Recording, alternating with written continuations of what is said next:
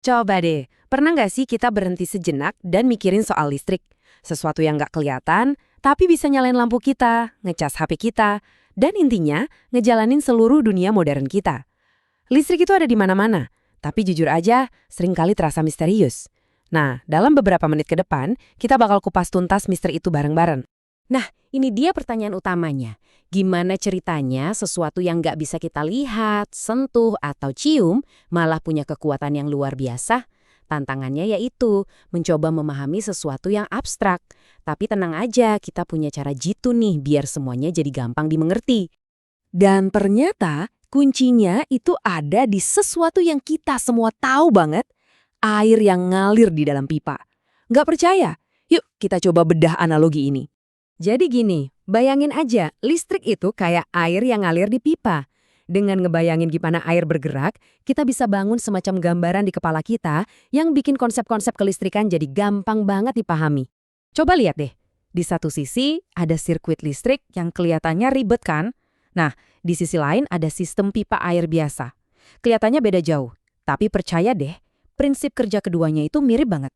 Jadi, di dunia kelistrikan ini ada 4 pemain kunci yang wajib kita kenal.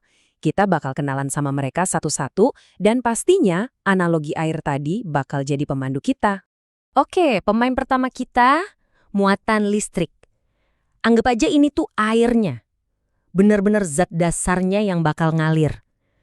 Kalau di listrik, air ini ya elektron-elektron kecil itu loh yang bawa muatan. Nah, analogi ini benar-benar bikin simple. Muatan listrik yang satuannya kolom itu ya sama aja kayak volume air di pipa. Jadi kalau kita ngomongin muatan, bayangin aja jumlah airnya. Gampang kan? Oke, lanjut. Yang kedua, tegangan. Ini nih yang jadi kekuatan pendorongnya. Tanpa tegangan, si muatan atau air tadi ya diem aja, nggak kemana-mana.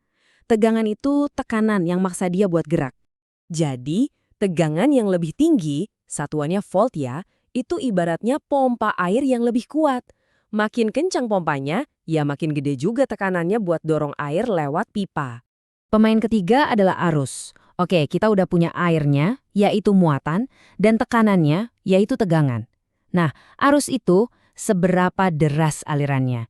Ini yang ukur seberapa cepat dan seberapa banyak muatan yang lagi bergerak.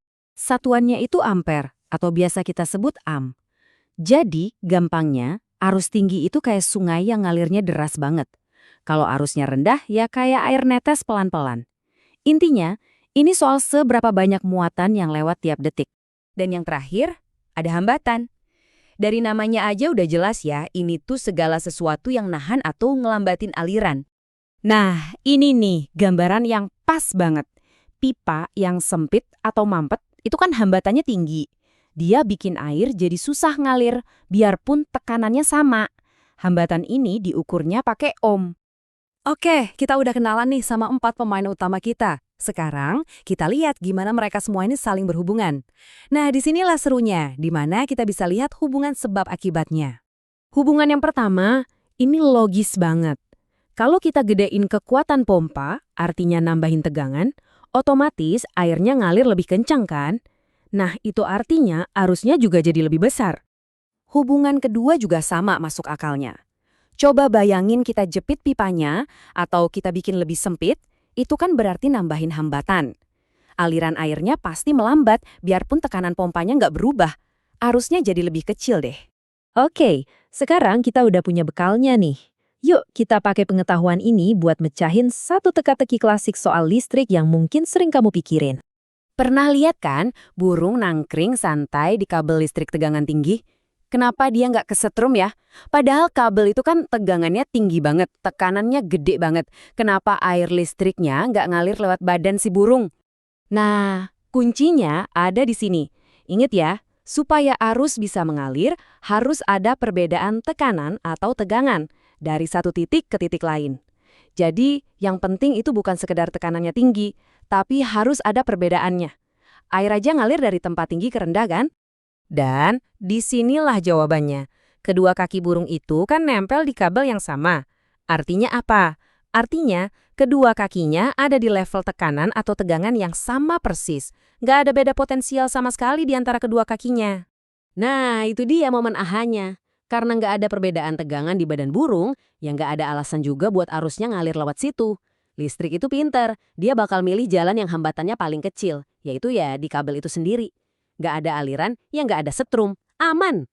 Oke, jadi kita udah ngebahas 4 konsep utama dan bahkan udah mecahin satu teka-teki. Sekarang, kenapa sih semua ini penting buat kita tahu?